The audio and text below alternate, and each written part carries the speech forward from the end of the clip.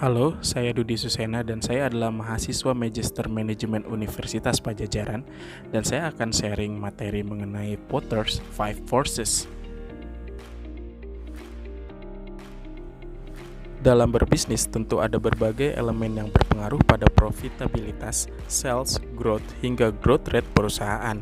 Salah satunya adalah adanya persaingan untuk mendapatkan posisi di pasar atau market positioning dan market share atau pangsa pasar. Oleh karena itu, butuh adanya metode untuk mengidentifikasi dan menganalisis kompetitor seperti Five Forces ini.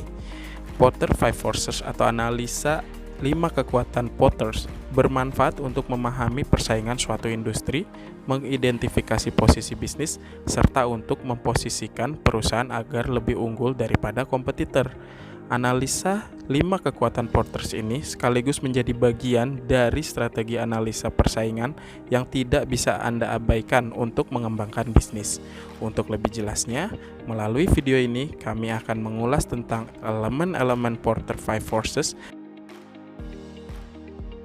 Anytime I can remember in my brief time.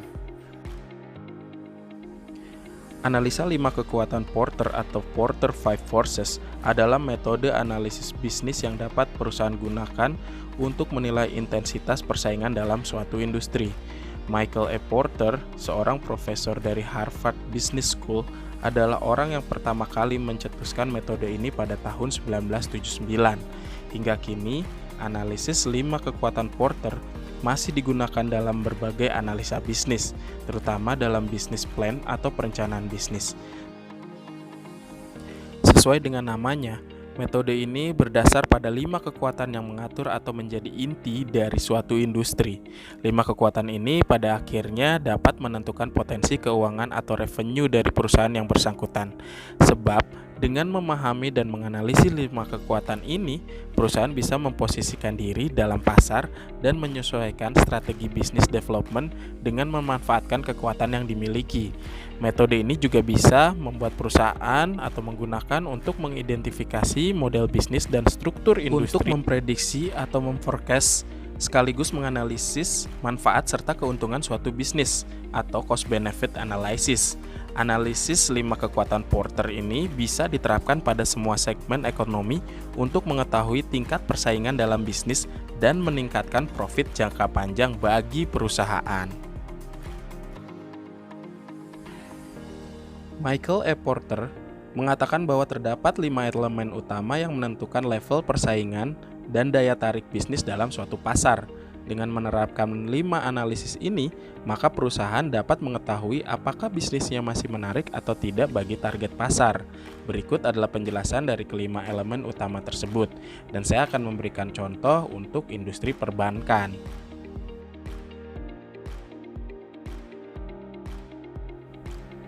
Yang pertama, persaingan industri. Setiap bisnis tentunya memiliki kompetitor, baik itu pesaing langsung maupun tidak langsung.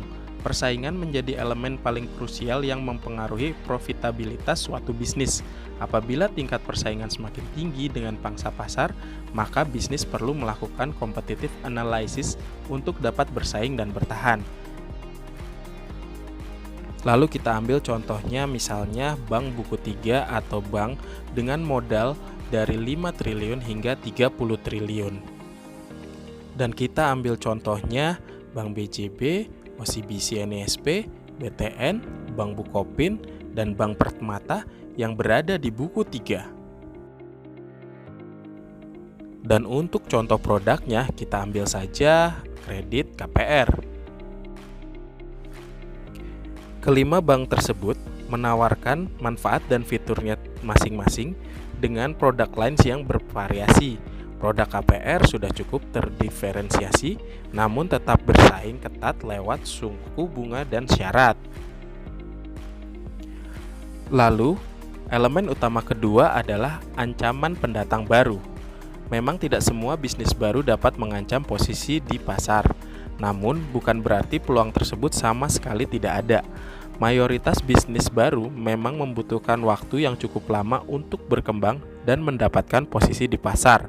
Akan tetapi, tidak sedikit pula yang langsung mendapatkan tempat tersendiri karena berhasil menarik perhatian lead dan memudahkan proses konversi. Entah karena marketing strategi dan marketing plan yang matang, atau karena produk yang mereka tawarkan memiliki uniqueness selling point yang lebih menarik ketimbang produk yang lainnya. Jika demikian, maka pendatang baru ini merupakan ancaman untuk bisnis Anda. Sebagai contoh, dari 5 bank tadi, 4 adalah bank nasional yang sudah lama berkecimpung di perbankan, dan Bank BJB adalah bank daerah yang baru masuk di buku 3, namun telah memiliki pertumbuhan yang sangat tinggi. Sehingga, walaupun Bank BJB berangkat dari bank daerah, Bank BJB telah mampu untuk disetarakan dengan bank-bank nasional lainnya, terutama 4 bank yang tadi. Sehingga bisa dikategorikan sebagai pendatang baru di dunia bank nasional. Elemen utama ketiga, ancaman produk pengganti. Ancaman produk dari sebuah perusahaan tidak hanya berasal dari kompetitor, namun dari produk pengganti yang merupakan produk yang dapat memenuhi kebutuhan konsumen yang sama dengan produk dan jasa yang kita jual. Ketika perusahaan mengembangkan produk baru yang menggantikan produk lain di pasar, maka akan sering terjadi pergeseran profitabilitas. Hal ini karena umumnya permintaan konsumen untuk produk pengganti akan mengalami peningkatan tajam. Banyaknya pemain di industri kredit KPR rumah membuat jumlah substitusi produk lebih tinggi. Sebagai contoh, produk substitusi dari produk KPR adalah kredit tanpa agunan. Elemen utama yang keempat adalah daya tawar pembeli. Daya tawar pembeli ini kemampuan pembeli untuk mendapatkan harga yang lebih rendah atau meminta kualitas produk yang lebih tinggi. Perlu kita ketahui bahwa pembeli memiliki kekuatan apabila adanya banyak bisnis yang menawarkan produk serupa. Ini menjadi salah satu elemen yang krusial karena daya tawar pembeli dapat membuat perusahaan menurunkan harga atau meningkatkan kualitas produk. Hal ini sama artinya membuat profitabilitas perusahaan menurun, baik dari laba yang turun atau biaya produksi yang naik.